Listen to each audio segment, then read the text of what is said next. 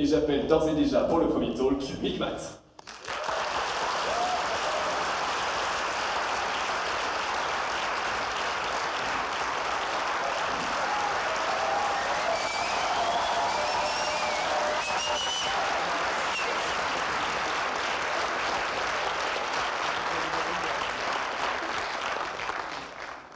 Ceci est un cube.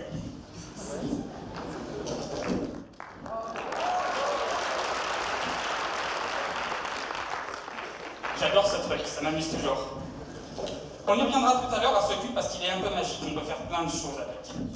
Bon, aujourd'hui, j'avais décidé de vous parler un peu d'élégance en mathématiques.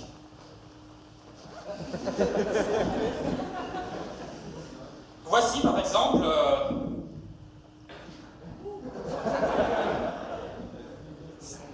Peut-être qu'il faut allumer ça. Je ne sais pas comment ça marche.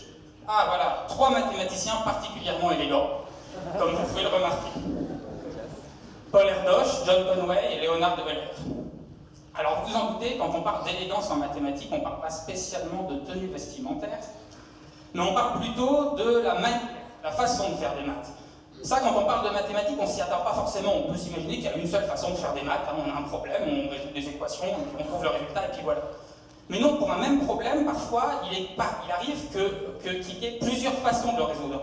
Il y a des façons qui peuvent être plus ou moins brutales, plus ou moins courtes, plus ou moins longues, plus ou moins subtiles.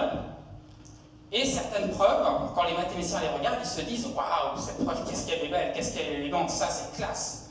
Et c'est ça que j'ai envie de vous faire sentir aujourd'hui dans ce talk, en vous présentant quelques petits problèmes mathématiques assez simples, vous allez voir, mais pour lesquels il existe des méthodes auxquelles vous allez peut-être pouvoir penser vous-même, qui peuvent être des fois un peu longues, un peu laborieuses. Et puis il y a une méthode, c'est génial, quoi. Ça marche, on regarde ça, on se dit waouh, c'est trop bien, on a trouvé le truc, la bonne façon de voir le problème. Alors pour commencer, ah non, je suis revenu en arrière, désolé avec la technologie. On va commencer par un petit problème qui se passe sur une grille comme ça de 6 x 6 cases, donc 36 cases. Et au début, la question que je vais vous poser est totalement idiote, c'est peut-on totalement recouvrir cette grille avec des dominos 1 x 2, c'est-à-dire avec des dominos qui regroupent 2 cases. Vous en pensez quoi? Ouais, c'est assez évident, on le voit tout de suite. Hein. Il y a plein de façons de le faire. Par exemple, comme ça, il en tient 3 par ligne, donc il n'y a aucun problème là-dessus. Deuxième question, peut-on faire la même chose si on enlève une case à notre damier? On enlève la case qui est en haut, ici. Est-ce que maintenant, c'est toujours possible? Non, c'est plus possible pour une raison évidente, c'est qu'il y a un nombre impair de cases. Chaque domino recouvre 2 cases, donc si on met un certain nombre de dominos, si on en met 17, on recouvrera 34 cases, si on en met 36, ça débordera, mais on ne peut pas recouvrir 35 cases avec seulement 2 dominos. Et voilà maintenant la question qui commence à devenir vraiment intéressante. On a ici enlevé 2 cases. On a enlevé 2 cases, donc a priori, maintenant il y a un nombre pair de cases, donc on peut se dire, avec 17 dominos, là il y a 34 cases, donc avec 17 dominos, on peut penser qu'on peut le recouvrir. Seulement, c'est beaucoup plus difficile d'essayer d'imaginer mentalement à quoi ça peut ressembler de recouvrir cette grille avec des dominos 1 x 2. C'est difficile, c'est pas comme le premier où on voyait 3 par rangée, c'était facile. Et en même temps, on se dit quand même que ça doit être possible parce qu'il y a bien un nombre pair, mais on n'en est pas sûr. Alors est-ce que ça marche? Est-ce que ça marche pas, ça? Tenez, juste, je vais vous proposer d'essayer de faire une conjecture sur ce problème. Une conjecture en mathématiques, c'est quand on essaye de deviner le résultat sans avoir de démonstration claire. Qu'est-ce que vous en pensez? On va faire un vote à main levée. Qui pense, par exemple, sur ce problème, spontanément, comme ça, sorti du cœur, qui pense que c'est possible de recouvrir? Ok. Donc à peu près, j'ai l'impression, bien les 3/4 de la salle, qui pensent que ce n'est pas possible maintenant. Ouais, un petit peu moins. Environ 1/4 de la salle, ça, c'est très cohérent, à vue d'œil, le sondage. Eh bien, c'est la minorité qui a raison, parce que c'est pas possible. Alors comment ça se fait que c'est pas possible? On peut essayer de trouver une solution comme ça, on peut essayer de se dire... Ah non, je reviens encore en arrière. On peut essayer de se dire, qu'est-ce qui se passe si on essaye? On en met sur la première rangée, alors il y a une case qui reste toute seule en haut. On met un autre domino vertical comme ça, et puis on continue à remplir rangée par rangée, puis à la fin on arrive par exemple à ça. Bon bah là, ici, ça marche pas parce que les deux cases qui restent ne sont pas l'une à côté de l'autre, donc on peut pas mettre le dernier. On peut essayer plein de combinaisons, et puis on se rend compte que ça marche jamais, on n'arrive jamais à faire en sorte que les deux cases qui restent à la fin, elles soient l'une à côté de l'autre. Alors une méthode assez brutale pour résoudre ce problème, c'est d'essayer toutes les combinaisons possibles. Quand on regarde la proposition pour le premier domino, pour le deuxième, il y a des milliers de combinaisons possibles, ça prend beaucoup de temps. On peut le faire par un ordinateur, et l'ordinateur à la fin va effectivement dire qu'il a essayé toutes les possibilités et qu'il n'a pas réussi, donc il n'y a pas de solution possible. Et puis il y a la méthode élégante. La méthode élégante, elle consiste en ce coloriage. Vous allez colorier toutes les cases du damier en deux couleurs, vert et rose. Et quand vous faites ça, eh bien vous vous dites qu'à chaque fois que vous posez un domino sur cette grille, elle recouvre forcément une case verte et une case rose. Donc à la fin, si vous posez un certain nombre de dominos sur la grille, il y aura toujours exactement autant de cases vertes que de cases roses qui seront recouvertes. Or, si vous regardez les deux cases qui ont été effacées sur ce damier, ce sont deux cases roses. Donc on a enlevé deux cases de la même couleur. Donc ici, vous avez 18 cases vertes et 16 cases... Oui, 18 cases vertes et 16 cases roses. Donc ce ne sera jamais possible. Non seulement il vous restera toujours deux cases à la fin, mais en plus vous savez déjà que ces deux cases-là seront forcément des cases vertes. Pas mal, non? Ça, c'est un problème que j'ai découvert quand j'étais au collège. C'est la première fois que je me suis dit, waouh, c'est trop bien. Un des premiers problèmes qui m'a fait vraiment me dire, voilà une méthode mathématique qui est vraiment très jolie. Des méthodes mathématiques qui sont très jolies, on en trouve plein en maths, et il y en a qui sont devenus célèbres parce qu'il existe des anecdotes avec de célèbres mathématiciens. Par exemple, celui-ci, qui s'appelle Carl Friedrich Gauss, un mathématicien allemand du XVIIIe siècle, à propos duquel il y a une légende très célèbre. On ne sait pas exactement à quel point c'est vrai, à quel point c'est faux, c'est des légendes qui traînent à propos des mathématiciens, mais toujours est-il que c'est à peu près cohérent avec le personnage. C'est vraiment un des plus grands mathématiciens de l'histoire, on le surnommait le prince des mathématiciens. Et la légende raconte que quand il était petit, à l'école, son prof, quand il avait à peu près 10 ans, son prof voulait avoir la paix pendant à peu près une heure. Il voulait lire son journal, il y a certaines anecdotes qui disent qu'il voulait lire son journal, donc il s'est dit, je vais leur poser un bon problème à mes petits, et puis ça va leur prendre une heure, et puis ils vont me laisser en paix. Et la question qu'il leur a posée, c'est calculer la somme de tous les entiers de 1 à 100. 1, plus 2, plus 3, plus 4, plus 5, plus 7, etc., jusqu'à 98, 99, plus 100. Ce problème-là, vous êtes d'accord, il est très énervant, il est très pénible, mais il n'est pas difficile. Vous tous dans cette salle, vous êtes capables de le faire. Éventuellement, ça vous prend 2 heures, éventuellement, ça vous prend 3 jours, éventuellement, ça vous prend 5 mois, je ne sais pas. Mais vous savez ce que c'est qu'une addition, vous prenez le temps, vous vérifiez vos calculs, vous y allez laborieusement, comme moi pour prononcer cette phrase, et vous allez y arriver. Et vous allez y arriver. Si vraiment c'est l'essentiel pour vous, vous allez finir par y arriver. Seulement, le petit Gauss, 10 ans, a résolu ce problème en 30 secondes. Alors comment il a fait? Eh bien, c'est pas parce que c'est un génie du calcul, c'était un génie des mathématiques, mais c'est pas parce que c'était un calculateur prodige et qu'il a vraiment fait l'addition en entier d'un seul coup, comme ça, de tête. Non, c'est parce qu'il a trouvé une jolie méthode. Il a trouvé une méthode très élégante pour résoudre ce problème d'un seul coup, en quelques secondes. En fait, comment ça lui est venu, ça? Eh bien, il s'est dit tout d'abord, à la fin du calcul, je serai plus fatigué qu'au début. Là, maintenant, je commence mon calcul, c'est facile. Donc, je préfère me garder les petits nombres pour la fin.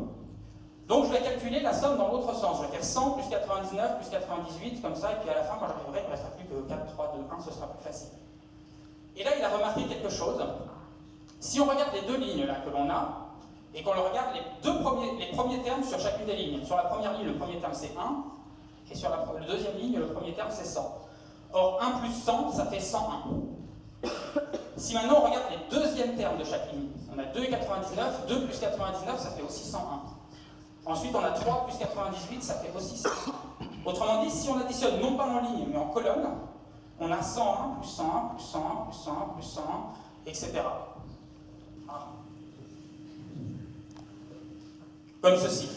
Ce qui est totalement logique, puisque à chaque terme, eh bien, il y a une des deux sommes, celle qui est en haut, la première ligne, pour laquelle le nombre augmente de 1, puis l'autre somme, le nombre diminue de 1.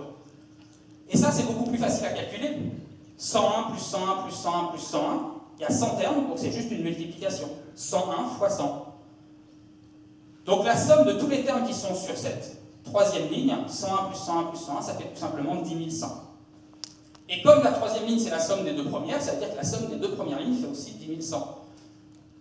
Mais seulement les deux premières lignes, on les a additionnées, donc on a 2 fois trop. D'accord ? Quand on additionne les deux premières lignes, on a 2 fois le nombre 1, 2 fois le nombre 2, 2 fois le nombre 3, etc. Donc il faut encore diviser par 2. Ah, je vais y arriver. Et on arrive au résultat 5050. La somme de tous les nombres de 1 à 100 est égale à 5050. Vous pouvez vérifier, hein, si vous n'avez pas confiance dans l'astuce, vous prenez un papier, un crayon ou une calculatrice ou quoi que ce soit, vous faites la somme 1 plus 2 plus 3 et vous allez voir, vous arrivez vraiment à 5050. Cette méthode est quand même absolument géniale. Et ce qui est bien aussi dans cette méthode, c'est qu'elle se généralise très facilement. Là, on a calculé la somme de tous les nombres de 1 à 100. Mais vous voulez calculer la somme de tous les nombres de 1 à 1000, ça marche exactement pareil. Vous faites la somme, vous renversez la somme, vous faites la somme en colonne au lieu de faire la somme en ligne, et vous obtenez cette fois 1001 plus 1001 plus 1001 1000 fois. Et puis vous faites la multiplication, vous divisez par 2. Donc grâce à cette méthode, vous pouvez calculer très facilement la somme de n'importe quelle somme d'entiers, de 1 jusqu'à n'importe quel nombre. On va passer maintenant à un troisième exemple. Ah, les abeilles. Les abeilles font de jolis pavages avec des cases en forme d'hexagone.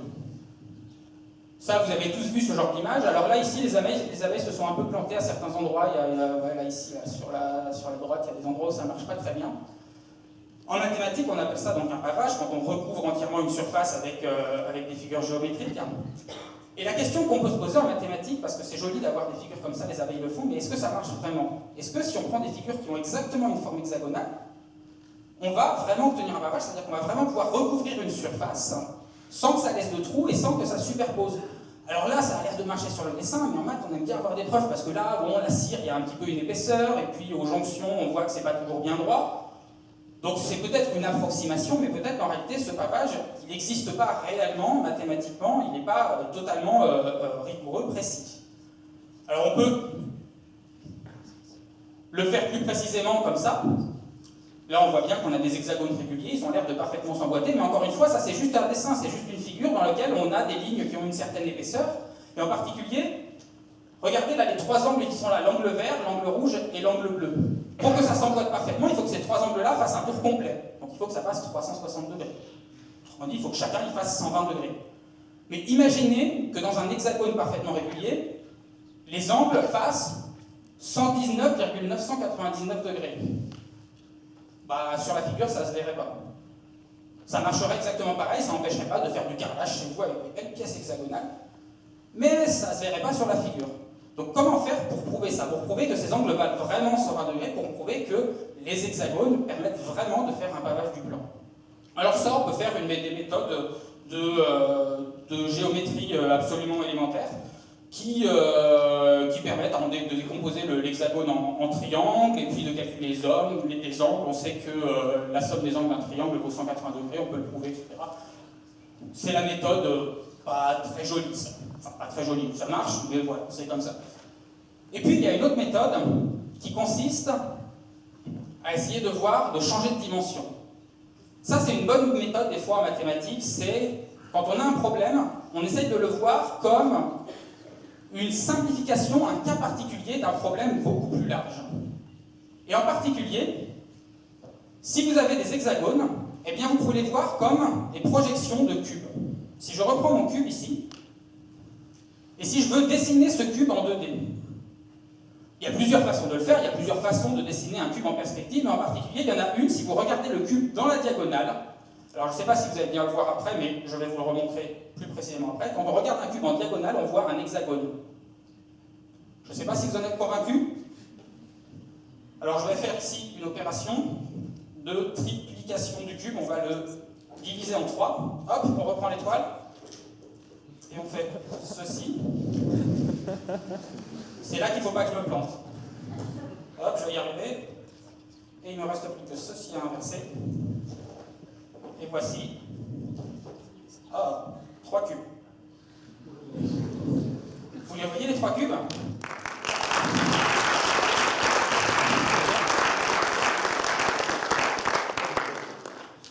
c'est pas des vrais cubes, c'est des cubes un peu aplatis. Mais c'est ce qu'on verrait si on l'aplatissait complètement, c'est ce qu'on verrait si on voulait faire une projection selon la diagonale de 3 cubes qui sont empilés les uns sur les autres. Si on en met plus des cubes, on obtient ça. Alors là, ici, j'ai pas pris la projection en diagonale, justement, pour qu'on voit mieux. Donc ici, on a plein de cubes qui sont empilés de façon à former des escaliers. Vous voyez, on a des escaliers qui vont dans ce sens-là, des escaliers qui vont dans ce sens-là. Ils sont tous placés en diagonale les uns par rapport aux autres. Donc là, on n'est pas justement dans la vue qu'on appelle la projection isométrique, dans laquelle les cubes sont vus bien selon la diagonale. Et si on se place maintenant dans la vue en diagonale, eh bien, on voit ceci. Et là, on voit parfaitement que cette image correspond à un pavage par des hexagones. Donc les hexagones pavent le plan par ce principe, parce qu'ils sont une projection des cubes qui, eux, pavent l'espace, c'est-à-dire l'espace en 3 dimensions. Et que le fait que les cubes pavent l'espace, pour le coup, c'est beaucoup plus évident, parce que le cube, c'est juste des angles droits, donc, qui font des quarts autour, donc les cubes s'empilent bien parfaitement. Et ce qui est vraiment agréable avec cette méthode, et ce qui est aussi très joli dans ce genre de méthode, c'est qu'elles permettent de se généraliser. Parce que là, on a vu un pavage, on a vu que les pavages, qu'on pouvait faire un pavage avec des hexagones, mais on peut en imaginer plein d'autres des pavages avec cette méthode. Il suffit de prendre des pavages qui sont simples en 3 dimensions, on les projette et hop, on a un pavage en 2 dimensions. Et on peut même aller plus loin. Si on prend un pavage qui est simple en 4 dimensions, ça vous dit quelque chose, la 4e dimension? En mathématiques, on peut définir des objets en 4 dimensions, alors c'est un peu abstrait, mais ça se passe bien. C'est juste, voilà, mathématiquement, ça se définit aussi bien que des cubes, des carrés, et voilà, il suffit de poser les calculs, ça marche assez bien. Et on peut définir des figures qui s'appellent des hypercubes en 4 dimensions. Un hypercube, c'est l'équivalent d'un cube. C'est aussi l'équivalent du carré. Si vous êtes en 2D, vous avez le carré, en 3D, vous avez le cube, en 4D, vous avez l'hypercube. Et si on prend un hypercube, et que l'hypercube, on le regarde selon sa diagonale, eh bien, on obtient une figure.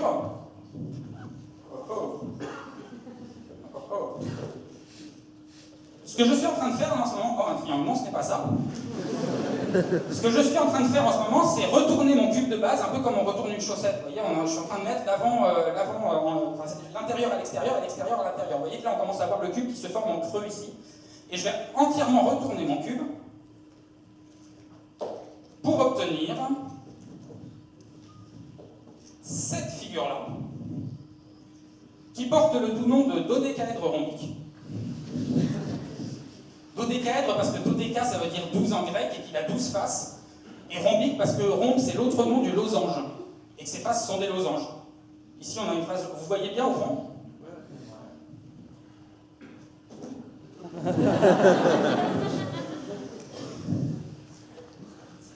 Alors là, si vous le regardez, en blanc vous avez le cube.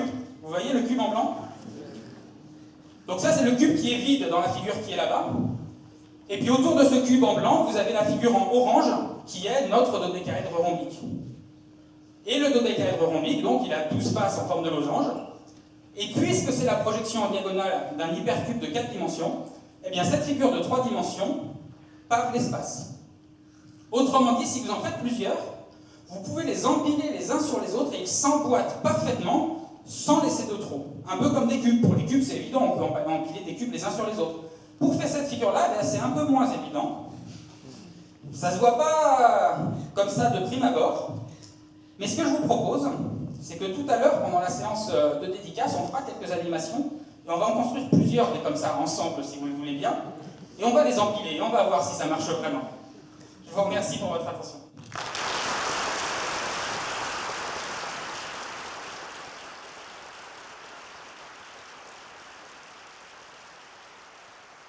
Merci à tous et merci à Micmat, alias Michael Launay, de nous avoir fait cette présentation.